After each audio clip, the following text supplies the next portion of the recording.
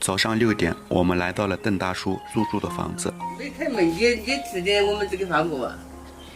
我不吃，你们吃嘛，我吃了过来的。30多年前，邓大叔和邓大娘从四川广安老家来到重庆，一个从事棒棒，一个从事保洁。像你们住这个都1900，也没有，也就是点休息，然后啥保险都没得。有对的，有对的。我也是一个休3天，休息4天，有啥他不休息。现在做棒棒，邓大叔每个月运气好才能赚到1000块钱，不好的时候每个月只有300-400块钱。邓大娘每个月做保洁有1900块钱的工资。邓大叔今年73岁，有1儿1女。通过他和郑大娘这么多年的打工，在前一些年每个孩子给了8万块钱，让他们买了房子。他们准备在重庆再干几年，多存一点钱，然后再回家养老。邓大叔说，主要不想给子女添加负担。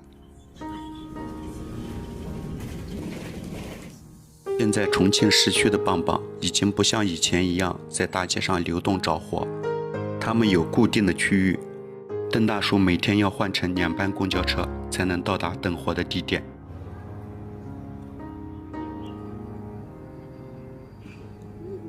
这个地方是这一片区域平时棒棒聚集的地方。随着社会的发展和交通便捷性的提升，他们并不能像以前一样随处可以找到活做。他们想通过一个固定的地点，让附近的商家、用户知道他们的存在。经过1上午的等待，这是邓大叔3-4天以来接到的第一单活。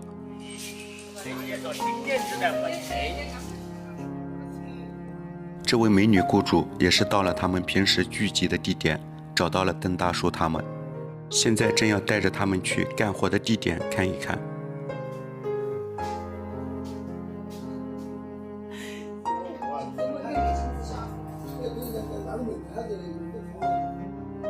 起码捞起的那个床头，捞起底了，还有床垫那边。哦。哦，那垫子不用哈。那个垫子捞的是不是？垫子不要的。那个垫子。不要垫子。不要垫子，连水弄起就可以了哦。不可以。哎。我这就不要。你们3个人100。你还要乘以4，说了，把你算你可能要帮我的。我跟你说，是哪个在说在说？一个人拿100。哎，你们那几个是哪？要今天这儿说了1天，你们一分钱都没收到。你看我今天拿起节目给你们之间还有敲。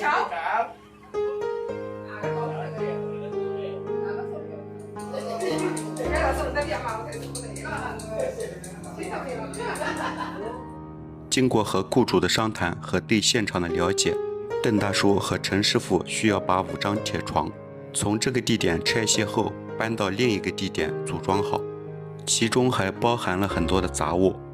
雇主愿意给的报酬每个人是120块钱。2位师傅觉得这本来是3个人的活，他们跟雇主商量，就他们2个从下午1点干到7点，每个人加10块钱。雇主也同意了他们的要求。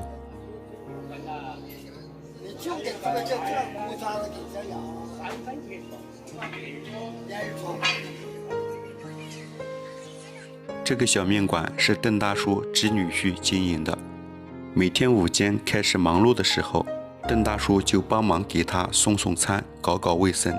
作为回报，他们给邓大叔提供午饭。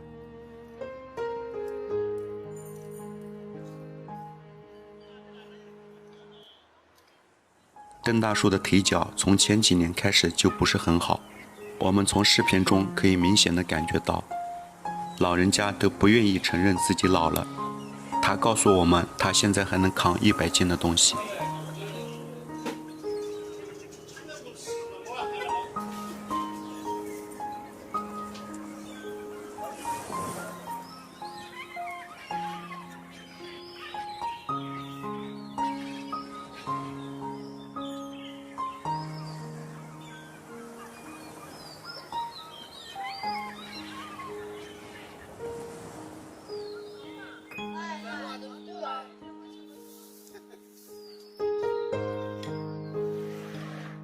吃完午饭，帮着小面馆打杂好，邓大叔要开始了下午的工作。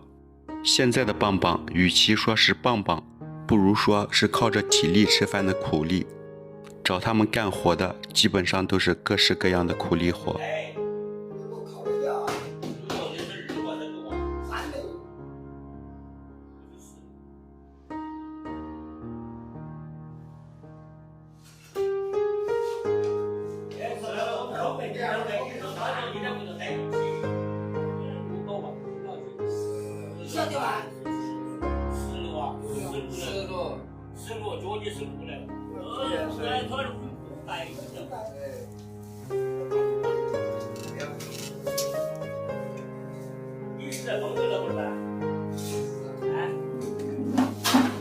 邓大叔他们这次接的活，我们看着就是搬家公司干的活，与我们印象中棒棒所从事的活计一点关系都没有。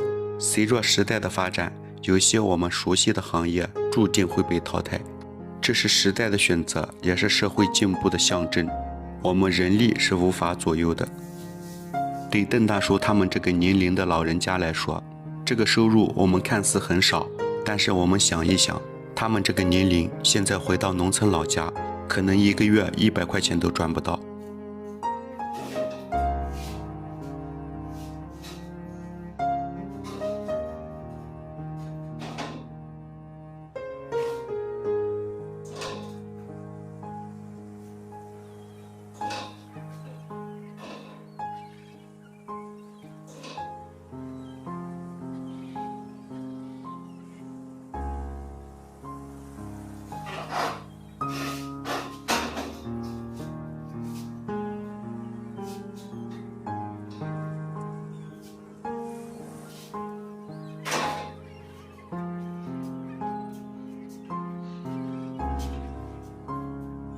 在我们前面拍摄万州扁担的时候，很多人在评论里说，既然做棒棒收入这么低，为什么不去当保安？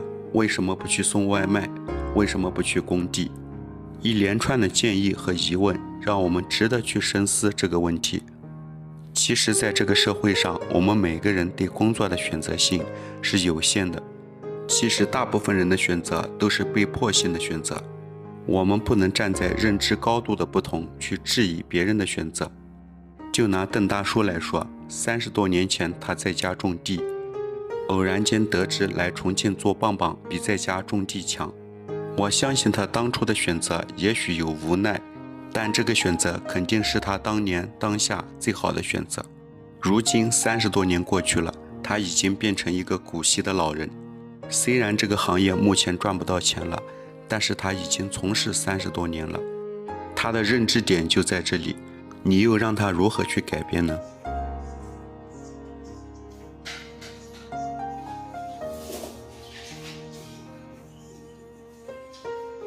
家过后把那个木床看那个门儿那个，你给你看他按照那天他要贴出来，按照那个木台。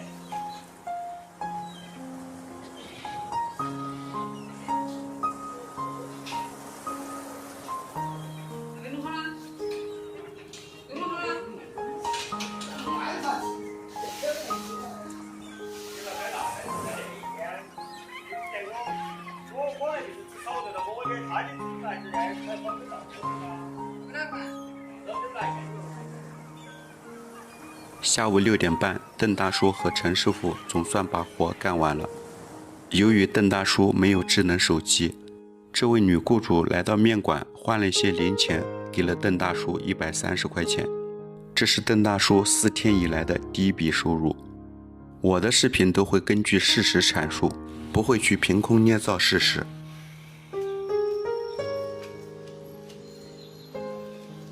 这是下午干活雇主不要的置物架，送给了邓大叔他们。他们抬了有1公里到收废品的地方，卖了40块钱。邓大叔和陈师傅每个人分了20块钱。走走走走。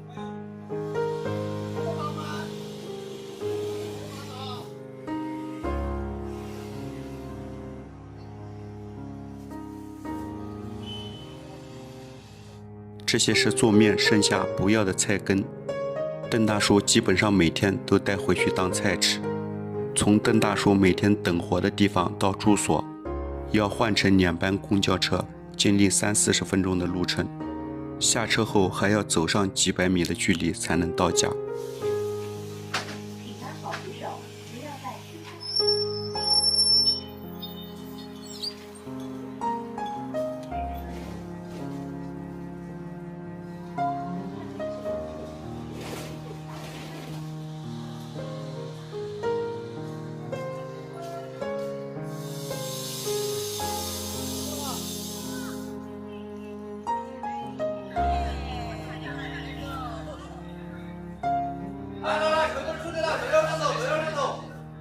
这个菜市场是邓大娘做保洁的地方，每天倒3次垃圾，是邓大娘保洁之外的零工。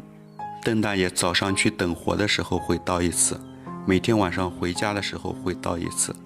邓大娘负责中午的时候，每干1天的工资报酬是10块钱。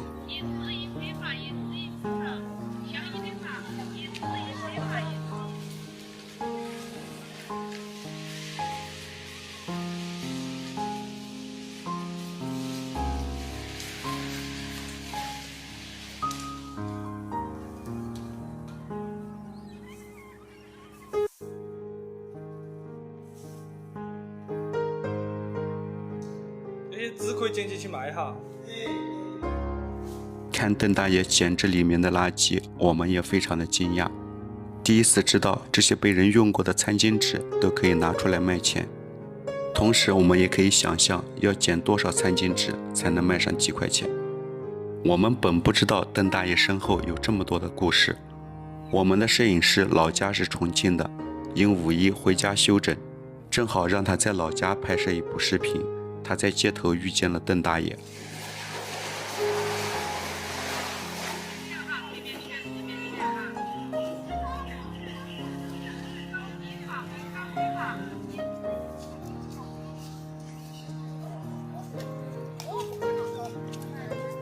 做完这些活，又经过走街串巷，我们才到达邓大爷居住的地方。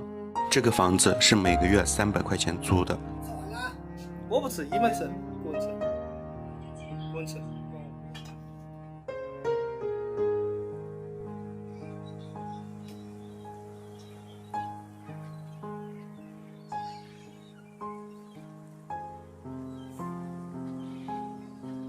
开心了哈。不喝，我刚喝了水的嘛，刚喝了。